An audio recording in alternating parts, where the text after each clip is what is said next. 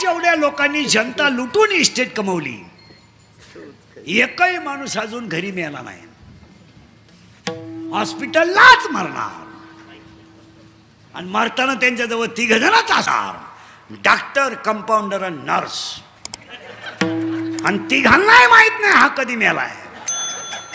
तरी क्लिप पडली, त्यांना तीव्र झटका आला. येणार ते मृत्यूशी 2 महिने झुंज देत होते. झुंज झुंज द्यायला तो काय बिबट्या होता का? ते झुंज नव्हते ते गरीबाचा तळतळाट भोगीत होते.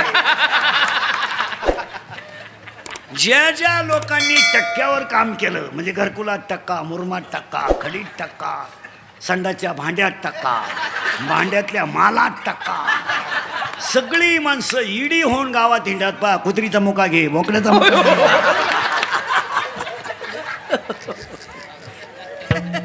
मी बोलत नाही, वाक्य इंदुरीकरचं ऐका नीट.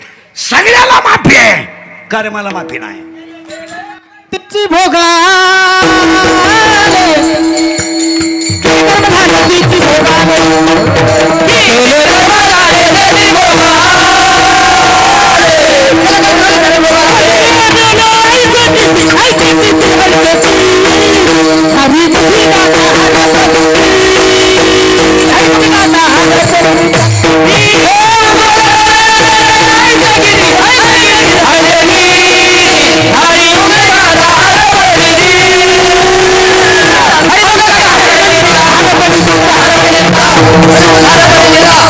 त्याला 17वा अध्याय उत्तर देतोय. साड जाणे जे फुले, मानस जाणे जे बोले, आणि भोगे जाणे जे केले कर्म पूर्व जन्मीचे. आणि मग म्हातारपणी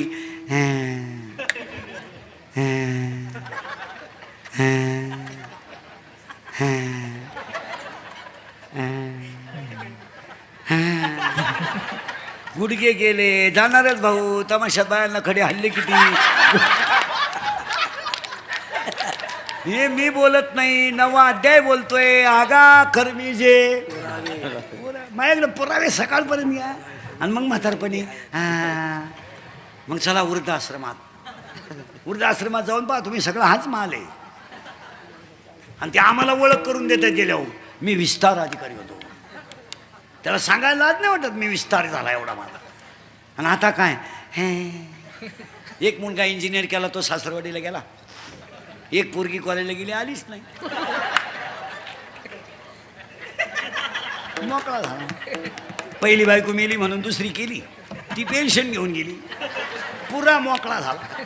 आणि मग तो दिंडीत आमच्या बोकांडी आला. बरं आला तर आला, सुईचा नाही आला. आमच्या 2 दिंड्या करून दिल्या, म्हणजे वाटलाच त्याला.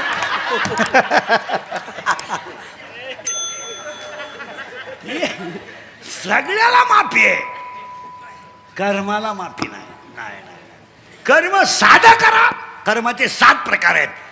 मोबाईल बंद करता येईल. राजस, तामस, सात्विक सगळे करा कर्म. राजस कर्म, तामस कर्म, सात्विक कर्म, ऐच्छिक कर्म, अनैच्छिक कर्म, मानसिक कर्म. कर्म कोणताही करा, कर्माला माफी नाही. बदला घेणार. तुम्हाला लुटायचे ना जनता, हाना. पतसंस्था तळासकट हाना, पण गेम होणार हे ध्यानात ठेवा.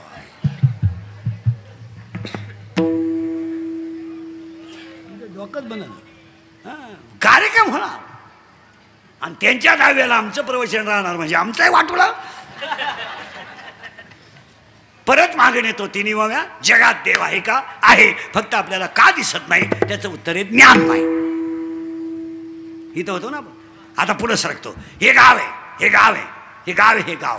या गावचा पोलीस पाटील मन आहे, या गावचा तंटामुक्ती अध्यक्ष मन आहे, या गावचा लोकनियुक्त सरपंच मन आहे, आणि अख्खं गाव मनाच्या ताब्यात आहे. तो गडी थोडा चालू आहे.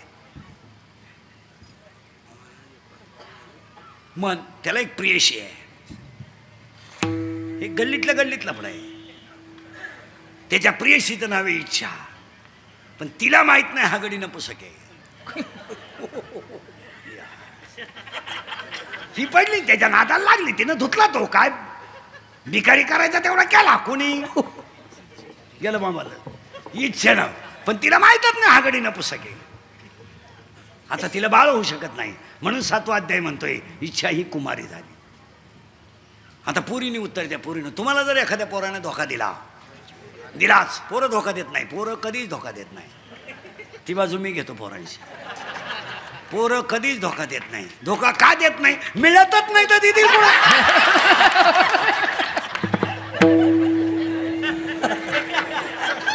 धोका देतील पण मिळाली तर पाहिजे ना. रेंज गेली काहींची रेंज, आणि ही तिला सांगायला गेली, ती सांगायला तिला धोका बसला इच्छेला मनापासून, मनापासून इच्छेला धोका बसला. आणि कोणती पोरगी जर प्रियकराने धोका दिला तर ती आईला सांगू शकत नाही, बापाला सांगू शकत नाही, ती फक्त मैत्रिणीला सांगते. आणि तिच्या मैत्रिणीचं नाव आहे माया. आणि हा सगळा तमाशा मायेचा आहे. स्टेजवरची महाराज मंडळी ध्यानात ठेवा, इंद्रिकाचे वाक्य आहेत, अंगातली ताकद आणि खिशातला पैसा संपला का तुम्ही जगातून संपले. लोकांना तुमचं काही घेणं नाही, लोक सीझन पुरते वापरून घेणार, सीझन संपल्यावर सोडून देणार, तुम्ही थुकेल तंबाखू वाळून खाऊन मारणार. लोकांना तुमचं काही घेणं नाही. आता हे माझं मशीन चांगलं आहे म्हणून लोक तारीख घेतात, उद्या 2-4 दात पडल्यावर लोक काल तारीख घेतील. लोक म्हणतील हवा जायला लागली, उरफाट बोलायला लागलं. बघ लोकांना काय, आपले डोळे गेले आणि TV चालू झाला, काय करायचं? आपले गुडघे गेले आणि दिंडी निघाली, हे नाही झोप. आता काय बरं, रात गई हो, अंगातली ताकद आणि खिशातला पैसा संपला का तुम्ही संपले. जन हे सुखाचे जन हे सुखाचे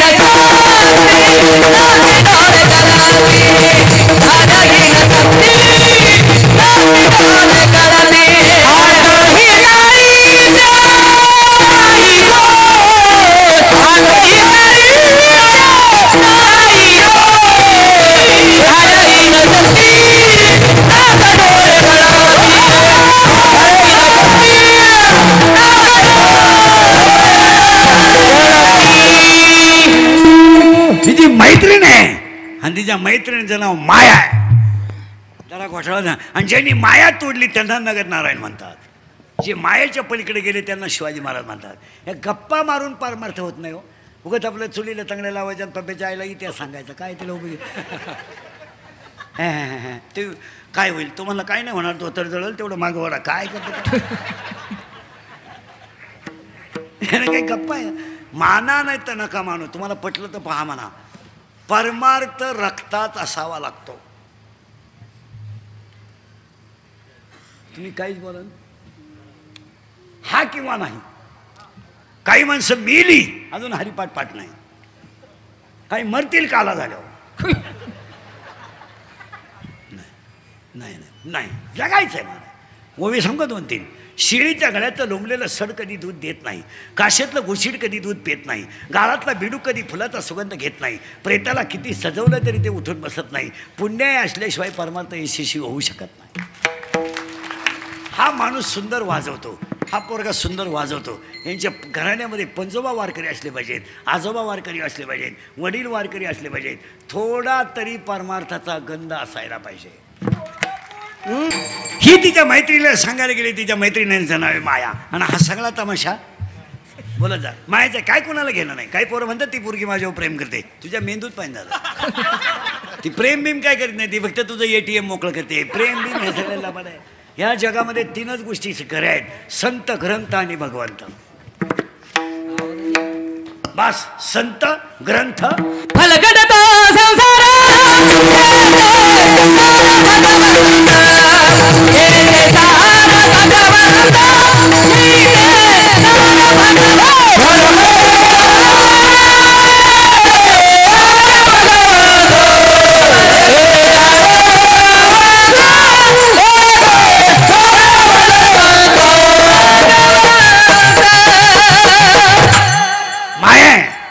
गेली तिला सांगायला, बाई म्या प्रियकर निवडला, म्या प्रियकर निवडला, पण मला धोका बसला ग, तो तर नपुसक निघाला. असं कोण म्हणती? इच्छा. कोणाला सांगती? फटाफट बोला. मायाला. माया म्हणली, बाई तुला तरी प्रियकर आहे, मला तर नवराही नाही प्रियकरही नाही, पण मला लग्न न करता 16 पोर आहेत. ऐका, 16च्या 16. एक मी मी मी मी नसलो तो कोण वाजवीन, मी नसलो तो चाल कोण म्हणेल, मी महाराज आहे, तू चक्रम आहे. तू महाराज नाही, तू पुरा डोक्यातून गेलेला माणूस. तू पांडुरंगाचं लेकरू आहे. आता आमच्याकडे नवीन कीर्तनकार झाले का, नवीन ते कार्ड छापितात, कार्ड. ते कार्ड कीर्तन समजा काय येड्यांना वाटायचं, आणि त्या कार्डावर छापितात काय काय, रामायणाचार्य, भागवताचार्य, शिवपुराणकार, शिव पुराणकार आणि समाज प्रबोधनकार.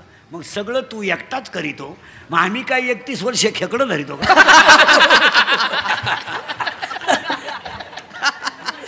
आता मला 31 वर्ष झाले, 31 वर्ष मी लोकांच्या शिव्या खातोय. थोड्या करता कशाला बंद करायच्या म्हणून लावून धरल्या. असा माणूस नाही राहिला का त्यानं मला घोडा लावला. आणि माझ्या आयुष्यात माझे 2च गुण आहे महाराज, मी फक्त खरं बोलतो आणि मला कोणाची लाल करायची जमत नाही. त्याला मी मागं राहिलो, त्याच्यामुळे मी सगळ्या बोवांपेक्षा मागं राहिलो. मला 2 कामं येत नाहीत, यान आपल्या बोकांडी बसा, जमणार नाही. हे छत्रपतीचं रक्त आहे. याला बुटाची पॉलिश करायची सवय, बुटा चाटून जगायची सवय नाही, आणि याला सगळं विकायची सवय आहे, स्वाभिमान विकायची सवय नाही. हे आपल्याला शिकून ठेवलंय. छत्रपतीने 3च गोष्टी शिकवल्यात आपल्याला. बुटाची पॉलिश करून जगायचं, पण बुटात चाटून जगायचं नाही. सगळं विकायचं, पण स्वाभिमान विकायचा नाही. उपाशी झोपायचं, पण लाचारी पत्करायची नाही. हे 96 कोळी खानदान रक्त आहे. हे तर चालचूल चालत नाही. यानं आपल्या बोकांडी बसा, दुसऱ्याचं बोकांड पहा. आपल्याकडे ओवी आहे त्याला, पूज्यता डोळा न देखावी, स्वकीर्ती काणी ना ऐकावी, चातुर्य लपवी, महत्व हरपी, पिशे पण मिरवी जगा माझी. ज्ञानोबरायची भाषा आहे. आणि कधी तुम्हाला सांगा, कुणाचंच काही होता आलं नाही तर तुम्ही ज्ञानोबरायचं लेकरू व्हा, कल्याण झाल्याशिवाय आलं. काही होता आलं नाही तर होऊ नका, पण ज्ञानोबरायचं कल्याण होईल.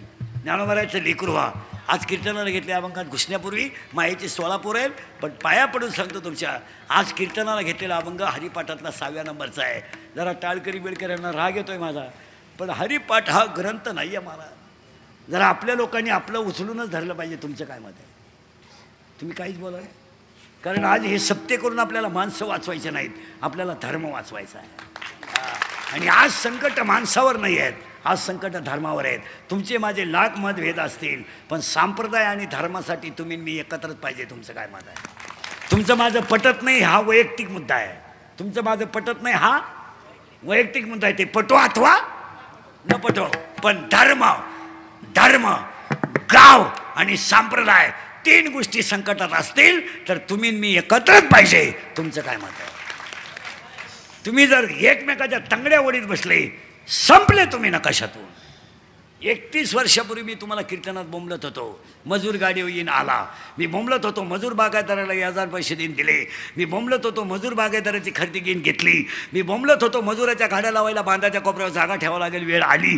मी बोंबलत होतो, पैसे देऊन बायको मिळणार नाही. अख्खी दुनिया मला येडं म्हणत होती. मी येडा आहे, पण इतका खरं बोलतं म्हणल्यावर येडाच आहे मी. या जगात खरं चालत, पण एक वाक्य आपलं खोटं ठरलं नाही. तुमचं काय मत आहे?